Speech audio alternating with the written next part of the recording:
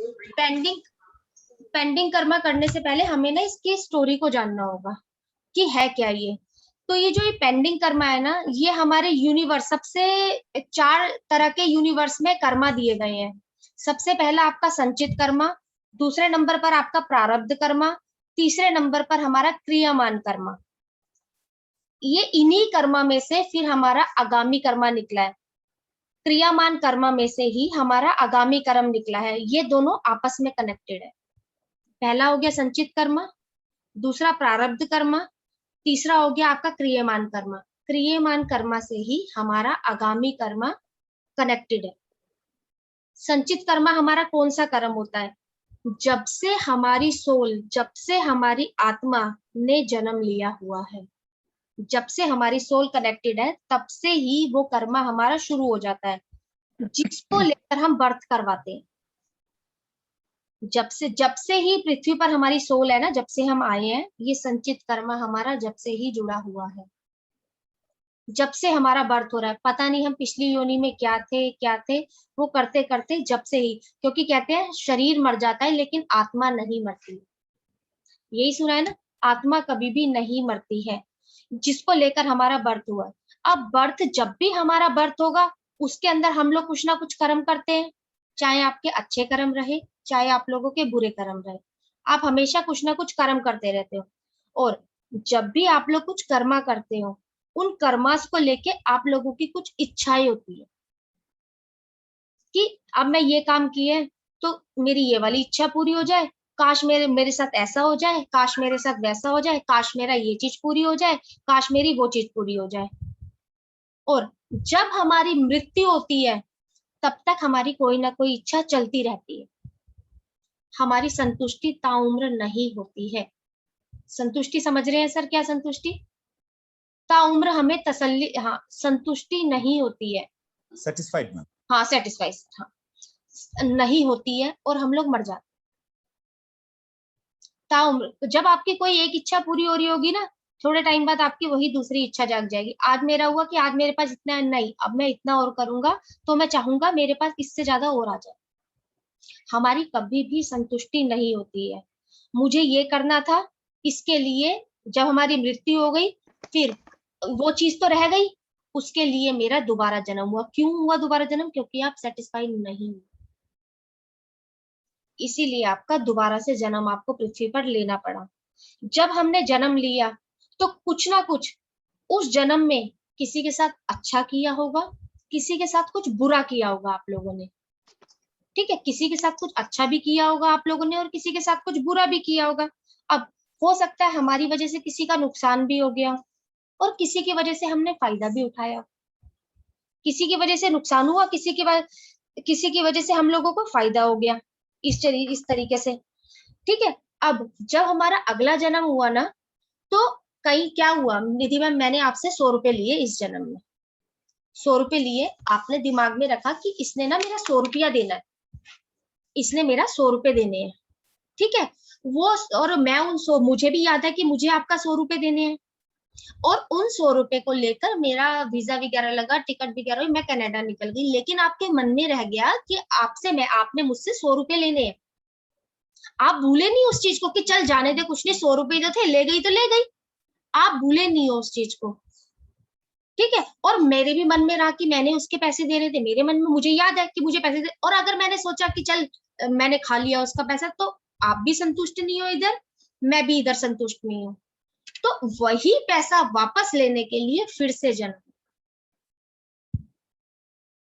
वही पैसा वापस लेने के लिए फिर से जन्म होगा, क्योंकि आपने उस चीज को माफ नहीं किया। आपको याद है, आप संतुष्ट नहीं हो देकर, आपने ये नहीं बोला चल जाने दे ना, मुझे तो उससे लेना है। ताउम्र मरते दम तक ये दिमाग में बात रही कि भी नहीं, मुझे लेना था। दोबारा आई पृथ्वी पर। हाँ जी सर, कोई क्वेश्चन है? मैम 100 रुपया के लिए फिर से बात है, मैंने 100 रुपीज लगाया है उसको, कितने भी हो सकते हैं, सिर्फ एक मैंने एक आइडिया लगाया, आप कुछ भी हो सकता है।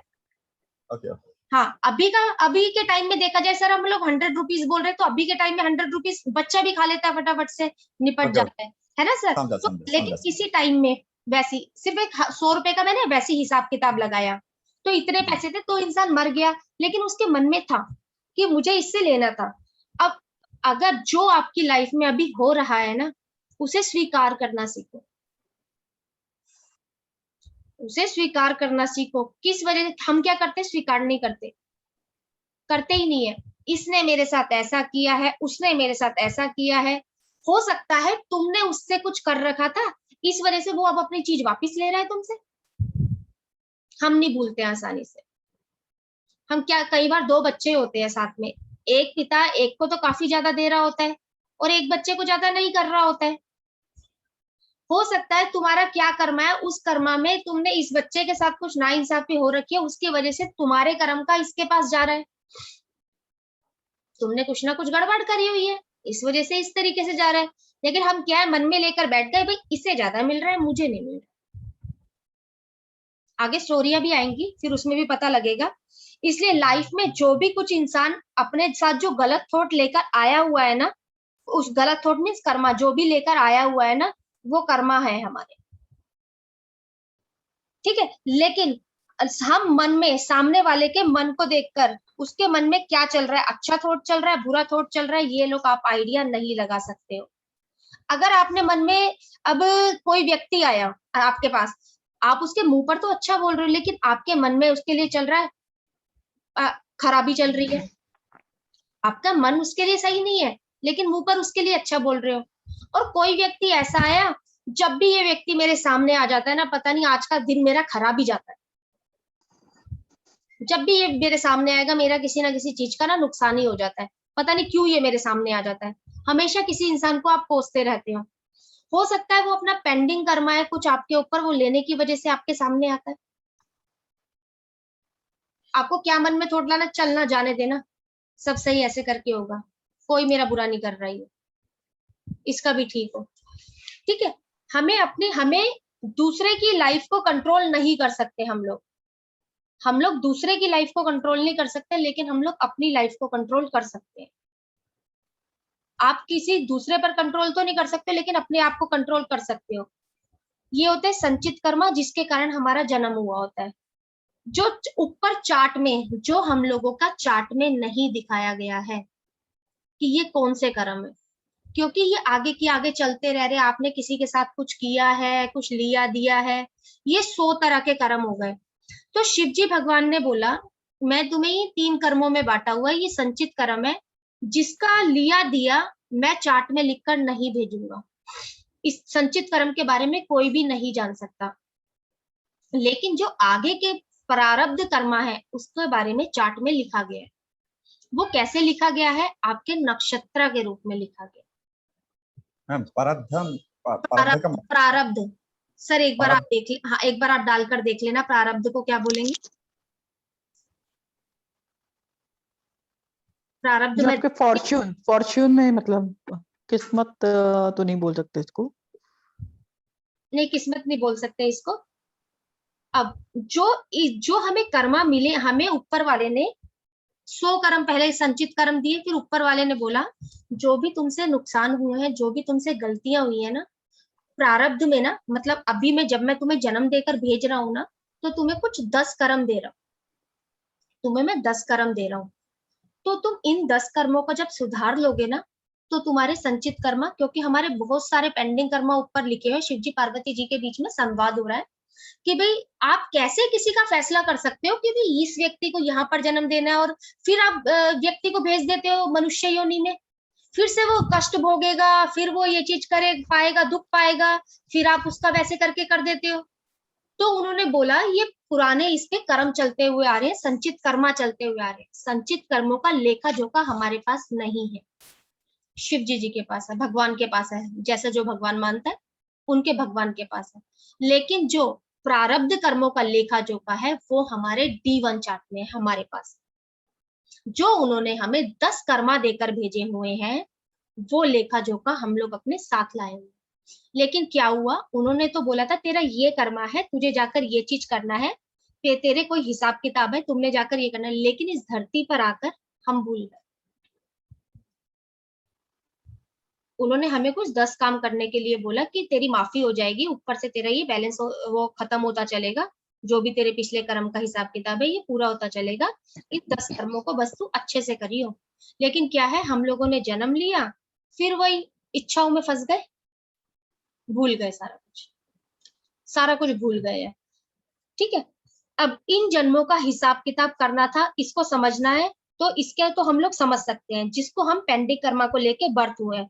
अब उन्हें समझते हैं, जब हम इन्हें करते हैं, जो हम लोग ये प्रारब्ध कर्म कर रहे हैं अभी के टाइम पर, जो आप प्रारब्ध कर्म कर रहे हैं उसमें से कुछ क्रियामान कर्म भी हो जाते हैं। जैसे आपने कुछ सोच लिया, ठीक है, उन कर्मों को करते करते आपने कुछ और कर्म भी कर दिया, तो उसे क्या बोलेंगे, क्रियामान कर्म।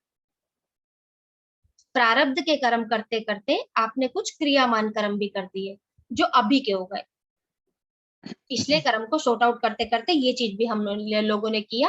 जो प्रारब्ध कर्म थे उसके कारण हमारा जन्म हुआ, जन्म लेने के कारण जो हम लोग पेंडिंग अपने कर्म कर रहे थे पूरे, उनको पूरा करते करते हम लोगों ने कुछ क्रियमान कर्म भी किए, ताकि कुछ इच्छाएं आ गई हमारे मन में। ठीक है ना, अगर हम क्रियमान को कर्म को समझ लेते हैं तो हम कर्म को सही से करेंगे। जैसा महाभारत का युद्ध हो रहा था, जब हमने देखा महाभारत का युद्ध हो रहा था, ठीक है ना, जैसे तो अर्जुन को भेजा गया नाश करने के लिए, कि जाओ ये पांडव थे, कौरवों का नाश करो। क्रियमान कर्म अर्जुन को रोक रहा था, जो उसका क्रियमान कर्म था वो अर्जुन को रोक रहा था, नहीं नहीं ऐसा मत कर, तेरे भाई खड़े हैं तेरे सामने, तेरे मतलब तेरे ही लोग हैं। लेकिन ये कर्म है, वो कर्म और धर्म के बीच की बात हो गई। ये कर्म और धर्म के बीच की बात हो गई कि तुम गलत नहीं कर रहे हो, ये तुम्हारा धर्म है, तुम्हें उनके साथ यही चीज करनी है। लेकिन उनके मन में क्या है, ये तो मेरे भाई है, मोरली देखा जाए तो ये राइट है, कोई इसमें दिक्कत वाली बात नहीं है, क्योंकि वो सही सोच रहे हैं, अपने क्रियमान कर्म है वो सही सोच रहे हैं कि ये मेरे सामने तो मेरे भाई खड़े हुए हैं। लेकिन क्या है, ये उसका धर्म था, ये उसको करना था, ये उसको करना था। इसी वजह से कर्म को करें लेकिन ढंग से करें। अगर कोई प्रारब्ध कर्मा को समझ जाएगा तो वो क्रियमान कर्मा को भी ढंग से करेगा। किसी ने अगर अपने प्रारब्ध कर्मा को समझ लिया तो वो क्रियमान कर्मा को भी ढंग से करेगा।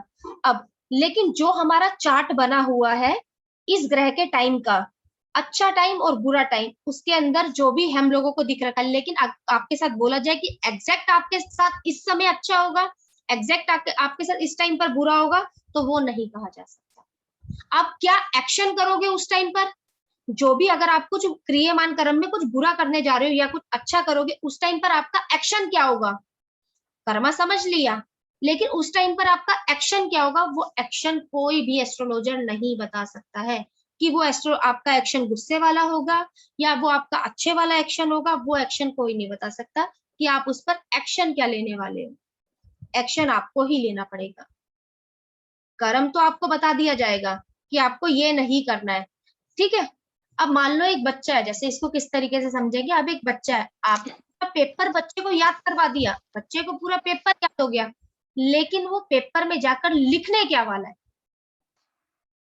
लेकिन वो पेपर में जाकर लिखने क्या वाला है वो आप लोग नहीं जानते।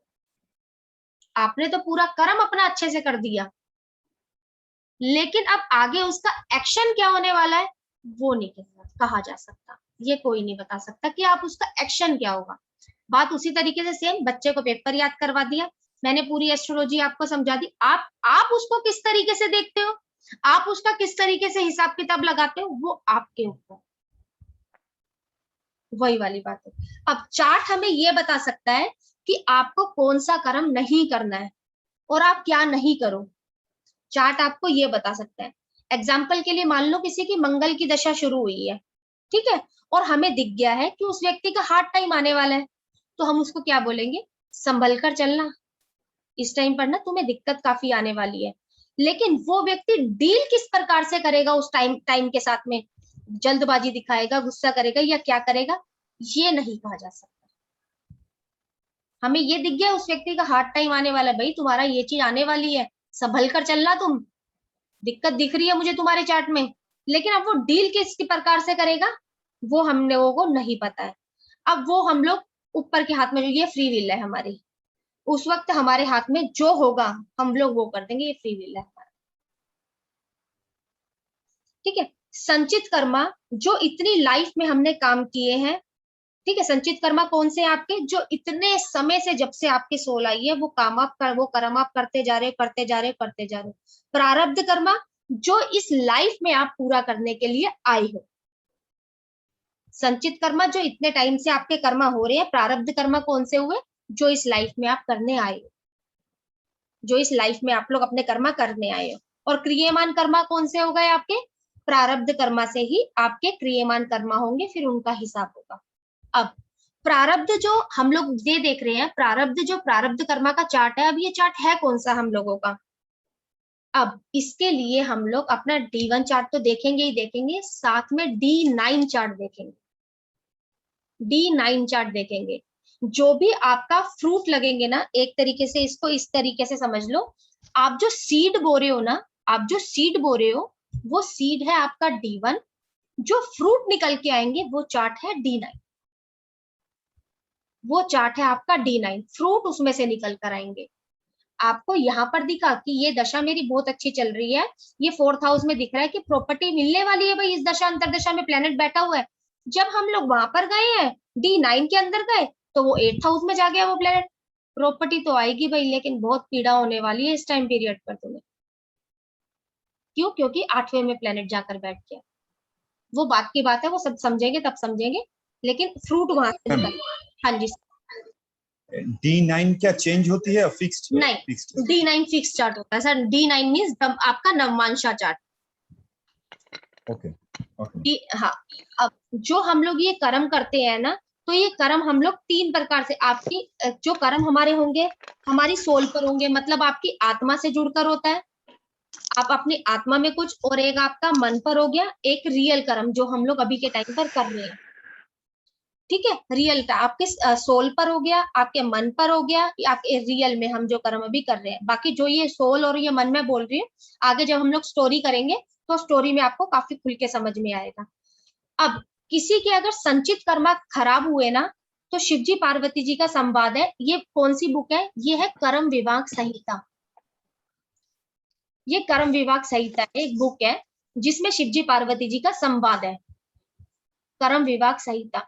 अब ये सारे सबके अपने अलग अलग वो मत दिए गए हैं, कोई इसको किस तरीके से संभाता है संवाद को, कोई किस तरीके से समझाता है इस संवाद को।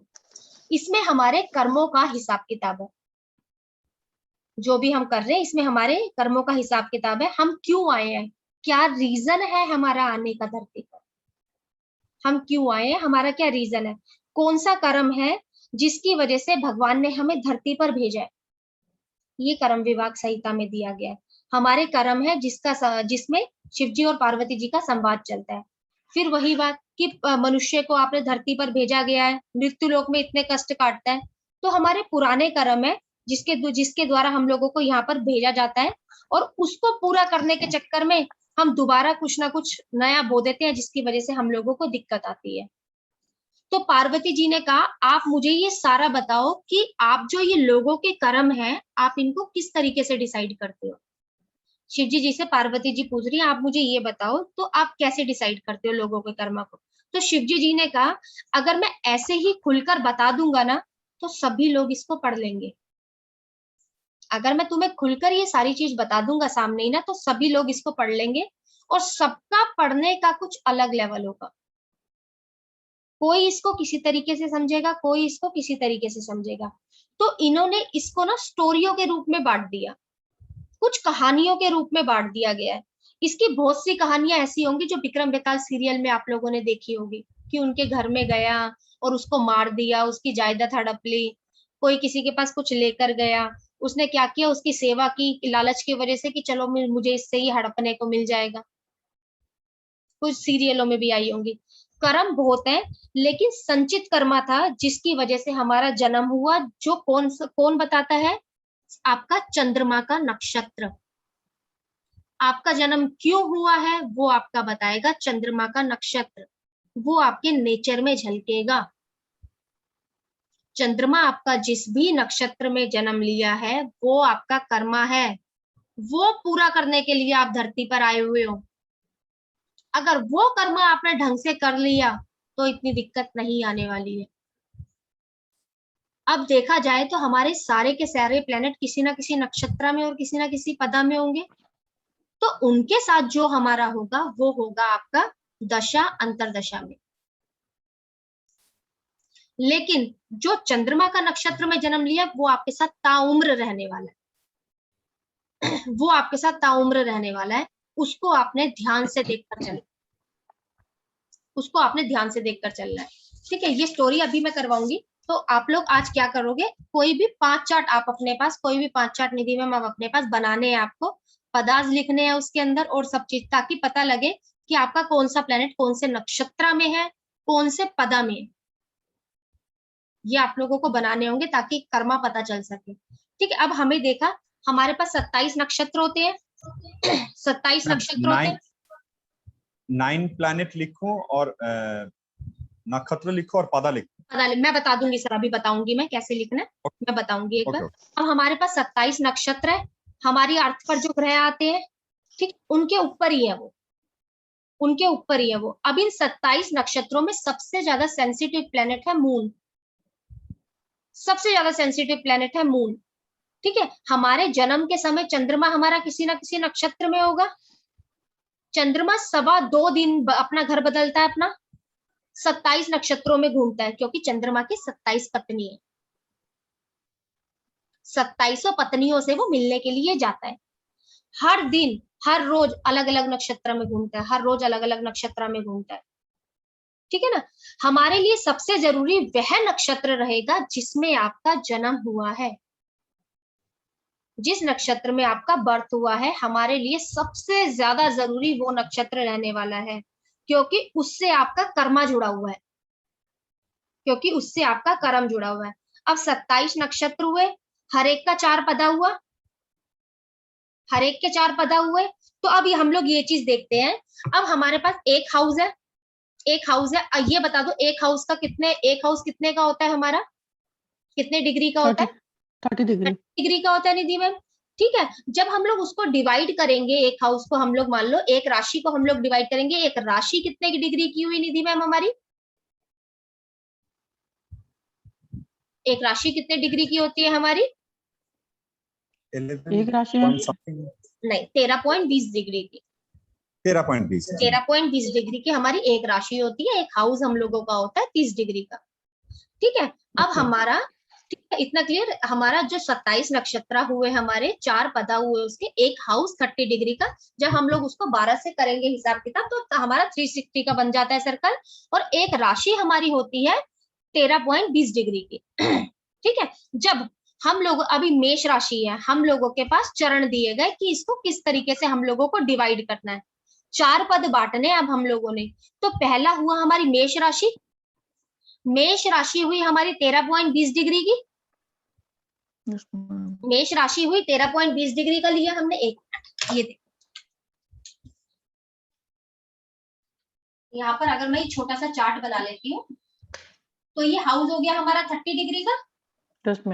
ठीक है, और एक जो इसमें राशि आई मेष, तो मेष जो राशि आई ये आ गई आपकी 13.20 डिग्री की। ठीक है, इसके अंदर 4 चरण हुए, 4 पद, मतलब 4 चरण आए इसके अंदर आप लोगों के, 4 चरण आए।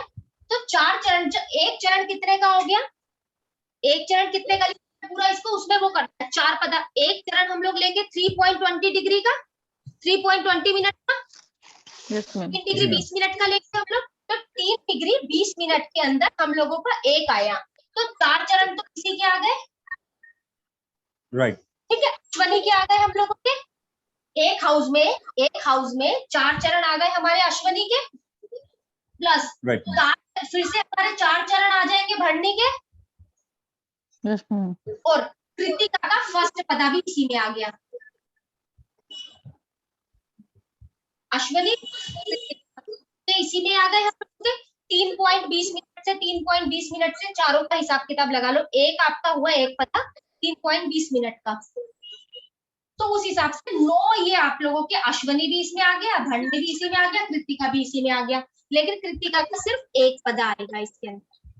मैम 3.20 डिग्री की 3.20 मिनट, मिनट अच्छा 20 मिनट के हिसाब से अश्वनी के चारों पदार्थ हमारे इसके अंदर आ जाएंगे, भरणी के चारों पदार्थ इसके मेष राशि में ही आएंगे हमारे, और कृतिका का एक पदा हमारा मेष राशि में आएगा।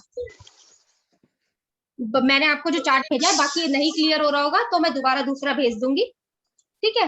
हम एक राशि में हम लोग 9 पद को डालेंगे, एक राशि में हम लोग 9 पदा को डालेंगे। इसको दोबारा से सुनना, क्योंकि अभी स्टोरी सुनाऊंगी, बाद में ही लिखा जाएगा आपसे, पहले तो समझना ही जरूरी है। अब इसको 4 पद में हमने बांटा। अब जिसका भी अश्विनी के नक्षत्र में जन्म हुआ, अश्विनी के नक्षत्र में किसी व्यक्ति का जन्म हुआ, किसी के अश्विनी के फर्स्ट में पदा में जन्म हुआ, और किसी के सेकंड में जन्म हुआ, किसी के थर्ड में जन्म हुआ, किसी के फोर्थ में जन्म हुआ, किसी ना किसी पदा में जन्म हुआ होगा व्यक्ति का, चंद्रमा किसी ना किसी उसमें होगा, या व्यक्ति का कोई सा भी प्लेनेट अश्विनी के फर्स्ट पदा में होगा, ठीक है ना। तो अब हम लोगों को क्या करना है, अब इस जन्म में हमें जो कर्म मिला हुआ है, मान लो एग्जाम्पल के लिए किसी व्यक्ति का जन्म हुआ अश्विनी के फर्स्ट पदा में, अब हमें इस जन्म में कौन से कर्म ना करें जिसकी वजह से दिक्कत आएगी, उसकी वजह से जब हम उस कर्म को नहीं करेंगे तो हमारा जो क्रियमान कर्म है उसमें भी हम गलती नहीं कर पाएंगे। जब हमें यही पता लग जाएगा हमें ये गलती नहीं करनी है, तो क्रियमान कर्म भी नहीं होगा हमसे गलत वाला, ठीक है। तो इसलिए उसमें भी आसानी। अब इसको इस तरीके से समझो, गाय के 4 पैर है, गाय के 4 पैर होते हैं, ठीक है ना। गाय के 4 चरण, जिसमें जिसमें चंद्रमा को विजिट करना है, गाय के 4 चरण हो गए जिसमें चंद्रमा को विजिट करना है, चारों वो हो गए, चारों पदा हो गए, ये गाय के 4 पैर चारों पदा हो गए। पहला पदा होता है आपका धर्म, दूसरा पदा होगा आपका अर्थ, तीसरा पदा होगा आपका काम, चौथा पदा होगा आपका मोक्ष। धर्म, अर्थ, काम, मोक्ष। जो फर्स्ट पदा है वो आपका धर्म बताता है, जो फर्स्ट पदा है वो आपका धर्म बताता है। सेकंड पदा आपका काम बताता है कि व्यक्ति को क्या काम करना है, वो अभी आगे आगे आएगा स्टोरियों में। जो थर्ड पदा बताता है, जो थर्ड पदा है, जो काम है, वो आपकी इच्छाओं के बारे में बताता है, इच्छाएं हैं जो आपकी। फोर्थ पदा मोक्ष है, आपको छोड़ना है, क्या छोड़ना है आपको, वो ये बताता है हमें। पहले इंसान को 100 रुपए मिलते थे, अब पहले के टाइम पे, पहले के युग के पे आ जाते हैं, थोड़ा सा युगों पे आ जाते हैं। पहले इंसान को 100 रुपए मिलते थे और वो क्या करता था, चारों में बांट लेता था। धर्म के काम के लिए 25 रुपए धर्म के काम के लिए निकाल दिए, 25 रुपए अपने काम के लिए निकाले, ठीक है। 25 रुपए उसने अपनी इच्छा पूर्ति करी, और 25 रुपए इसने कहीं पे 4 भागों में उसको डिवाइड कर देता था। पहले के टाइम का सतयुग में व्यक्ति ये चीज कर लेता था कि जो उस 100 रुपए को भी 4 भागों में बांट लेता था, और पूरा परिवार आराम से जीवन करता था अपना व्यतीत, पूरा परिवार अपना आराम से रहता था। फिर लेकिन आगे आगे क्या होने लगा, त्रेता युग में उसकी इनकम रह गई 75 रुपए।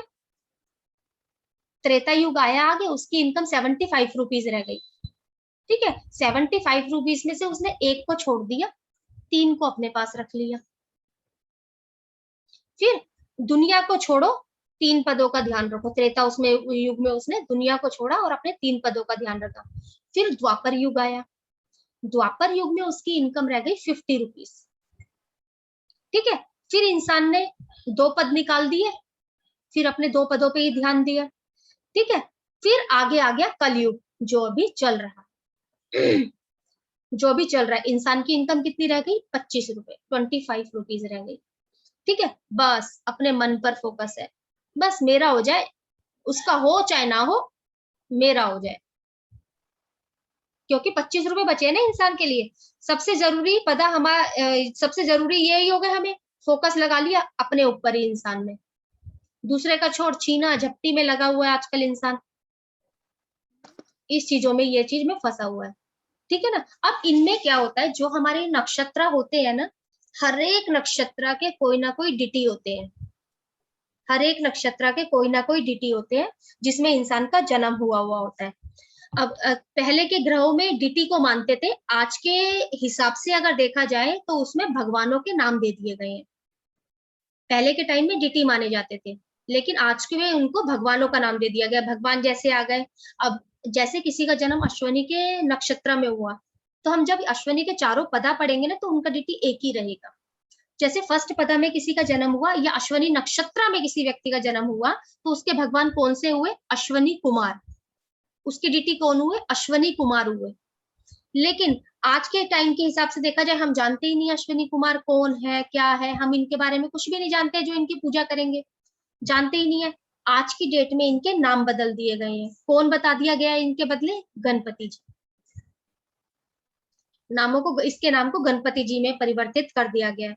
आज अब हम इन डिटी को नहीं जानते हैं, लेकिन गणेश जी को जानते हैं। अब वो कैसे दिखते हैं गणेश जी, इसके बारे में हम जानते हैं, लेकिन अश्विनी कुमार कैसे दिखते हैं, कैसा उनका स्वरूप है, उसके बारे में हम लोग नहीं जानते।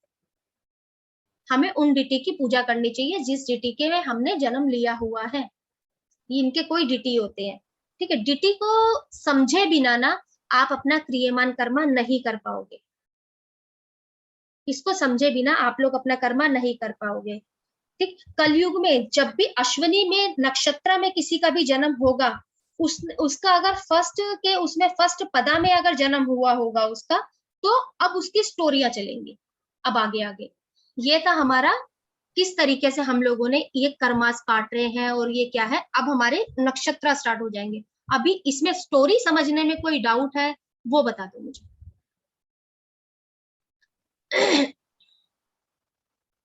स्टोरी के में कोई डाउट है तो बोलो मुझे, कि कर्मास कैसे है क्या है, इसमें कोई डाउट है तो वो बताओ स्टोरीज को। अब हमारे नक्षत्र चलेंगे।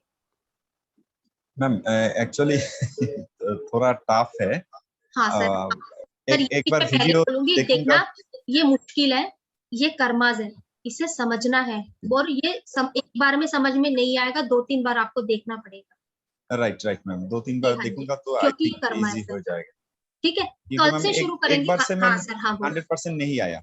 नहीं आया मैं एक बार से बिल्कुल मानती हूँ सर, बिल्कुल मानती हूँ मैं, नहीं आया होगा, क्योंकि राइट सर मैम, कर्मा को समझना इतना आसान नहीं है।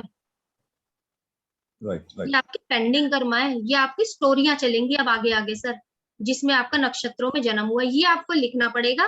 कल से हम लोग अश्विनी नक्षत्र शुरू कर लेंगे। ठीक है मैम। ये ओके थोड़ा सा इसको आपको देखना पड़ेगा, क्रियमान कर्मा, इसको आपको समझिए, प्रारब्ध कर्म, इसको एक बार सुनना दोबारा, ठीक है ठीक है मैम। ताकि ओके पता लग सके हम मतलब क्या गलतियां कर रहे हैं। इस स्टोरी में ही काफी कुछ आगे है, समझ जाएंगे आप लोग। बाकी चार पादा नक्षत्र की से, हाँ हाँ हाँ मैम, हाँ बोलो बोलो। एक नक्षत्र की 4 पादा है, 4 पादा की 4 स्टोरी है। 4 पदा की 4 स्टोरी, ओके मैम। चारों पदा की। और ओके आज के टाइम में या वो तो हमारी स्टोरी रहेगी पहले की, जैसे ब्राह्मण हो गया, वैश्य हो गया, क्षत्रिय हो गया, शूद्र हो गया, वो स्टोरी जो शिव जी पार्वती का जी का संवाद है, वो स्टोरी हम लोगों की चलेगी। लेकिन आज के टाइम में कैसे उसको मैनिफेस्ट किया गया है वो भी बताऊंगी।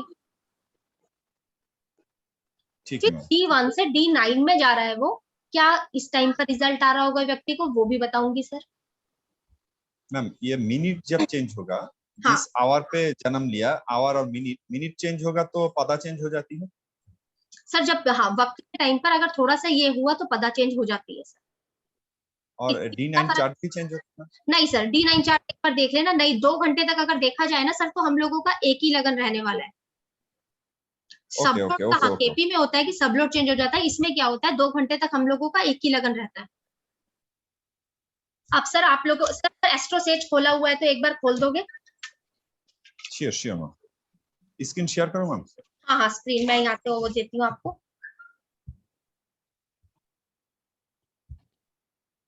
हाँ जी सर।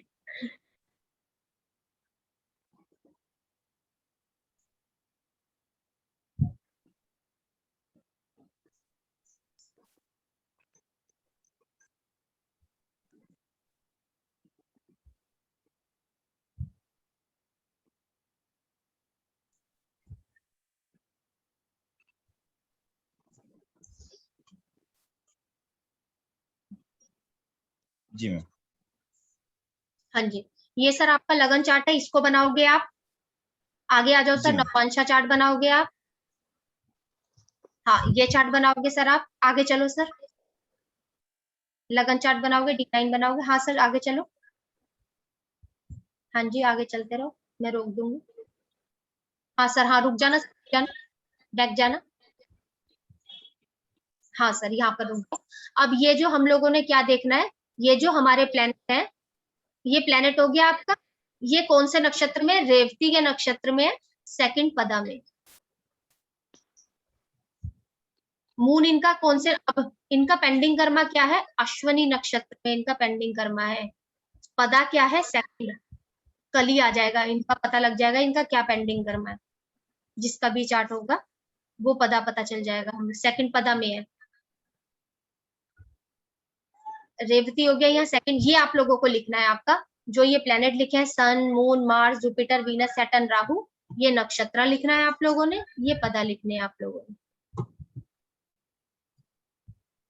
ठीक है मैम सर? राशि नहीं। हाँ नहीं सर, ये प्लेनेट हो गए ना, नहीं सर राशि नहीं लिखनी है। Okay ma'am. हाँ राशि नहीं प्लेनेट लिखना है आपको। एंड हाँ ये प्लेनेट, नक्षत्र पदा। हाँ नक्षत्र पदा। कोई 5 चार्ट सर अपने पास लिख लेना, निधि मैम कोई 5 चार्ट अपने पास लिख लेना। ठीक है। ठीक है निधि मैम? मैम हाँ जी सर। अश्विनी नक्षत्र जो 4 पादा है, 4 पादा मैंने मैम गूगल में पढ़ा है, तो मैम मेरे साथ अश्विनी 1 ज्यादा आती है, 2 थोड़ा कम आती है, 3 ज्यादा कम आती है और 4 थोड़ी सी कम आती है। ठीक है, कुछ नहीं होता सर, कल जब करेंगे ना फिर मुझे टोकना फिर वहां पर। तो मैम जिस पदा से ज्यादा मील होगा उस पदा हाँ से मैं जन्म हुआ हूँ मैम। नहीं सर, जन्म नहीं हुआ, इसका आप पेंडिंग कर्म तो इसी का ही लेके आए हुए हो। क्या है कि उसका प्रभाव आ रहा होगा, कैसे आ रहा होगा सर मैं बताती हूँ आपको। अब ये प्लेनेट कौन सा है? मून। आ जाओ सर एक बार बैक चलते जाओ सर, D1 पर आ जाओ। D1 means moon ma'am. D1 लगन चार्ट पर, मतलब लगन चार्ट।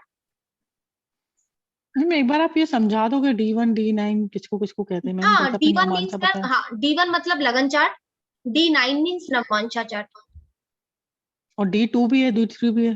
D2 नहीं है, अच्छा वो तो यहाँ पर नहीं है। ठीक मून है। चार्ट हो गया आपका चंद्र लगन कुंडली। ओके। हाँ जी। तो मैम 5 चार्ट पे जैसे आप बोल रहे हो, तो 5 चार्ट के 5 लग्न में ऐसे 5 चार्ट लेने हैं कहीं भी डिफरेंट डिफरेंट? हाँ जैसे आपका हो गया, आपके हस्बैंड का हो गया, आपकी बेटी का हो गया, और कोई 2 चार्ट ले लिए, उनके आपने क्या लिखने हैं? नक्षत्र और पदा लिखने हैं। क्या नक्षत्र उनका और और पदास। नक्षत्र पदा, जैसे अभी इन्होंने जैसे स्वाइप किया प्लैनेट पे जो लिखा हुआ है वो हाँ सारे नक्षत्र और पदा। और पदास और ऊपर कौन से प्लेनेट। प्लैनेट हाँ कौन से प्लैनेट्स के कौन कौन से नक्षत्र और पदा है, नक्षत्र है, राइट? कौन से पदास है उनके। हाँ बिल्कुल सही है निधि मैम। हाँ सर, तो फिर आपने बोला कि भी अब जैसे एग्जांपल के लिए मून का आपने बोला, थर्ड वाली स्टोरी आपके साथ फिट बैठती है, ठीक है ना सर?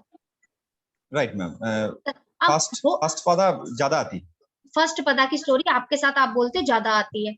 कई बार क्या होता है, कई बार कई प्लेनेट के ऊपर दृष्टि आ रही होती है किसी ना किसी की, मेलिफिक प्लेनेट की। ओके। हो सकता है जब हम उस स्टोरी में जाएंगे तो इस स्टोरी से आपको लगेगा ये वाली स्टोरी भी मेरे साथ मैच कर रही है।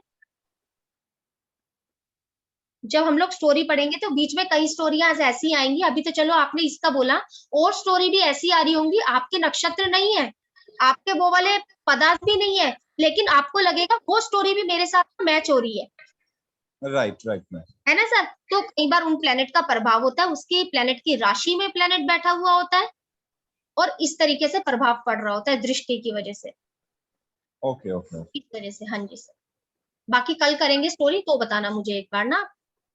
ठीक है मैम, ठीक है मैम, ओके। कल करेंगे ना स्टोरी जब हम। ठीक है मैम। मैम एक बात, हाँ सर। मैम मेरी वाइफ प्रेग्नेंट है, तो आपने बोला है चाइल्ड बर्थ की टाइम आप मेरे को सिखा दी। हाँ जी सर, हाँ वो मैं बता दूंगी आपको कि किस टाइम पर जैसे वो होना है, वो मैं देख लूंगी सर अभी ना, क्योंकि ये चीज ये निकल जाए ना, थोड़ा सा ये ग्रहण आने वाला है, निकल जाए उसके बाद आपको बताऊंगी सर इसके बारे में ना, कि बच्चे को किस टाइम जन्म लेना चाहिए, प्लेनेट कहाँ कहाँ पर सही बैठे हुए हो। ठीक है मैम, ठीक है मैम। मैं सब आपको बोलूंगी। एवरी प्लेनेट देखना पड़ेगा, तो थोड़ी 1-2 प्लेनेट देखना पड़ेगा, सर जैसे थोड़ा सा जुपिटर, मेन किसको प्लेनेट। देखेंगे आजकल के, अगर कलयुग के हिसाब से देखा जाए तो राहु केतु शुक्र, ओ तीनों को देखना पड़ेगा। थोड़ा सा तीनों को देख के। ओके, योग की हिसाब से ये करना पड़ता है, राइट मैम? हाँ सर, जैसे जब वो हो हिसाब आ रहा होगा उस टाइम पर बर्थ होगा बच्चे का तो ज्यादा बेहतर है। और ऐसे ऐसे मिला नहीं सकते मैम, जैसे मेरे बच्चा मेरे लिए अच्छा होगा, उसके आने से मेरे उन्नति होगा, तो कौन सा राशि पे कौन सा प्लेनेट? तो सर 9th हाउस के ऊपर कोई ना कोई अच्छा हिट आ रहा होगा,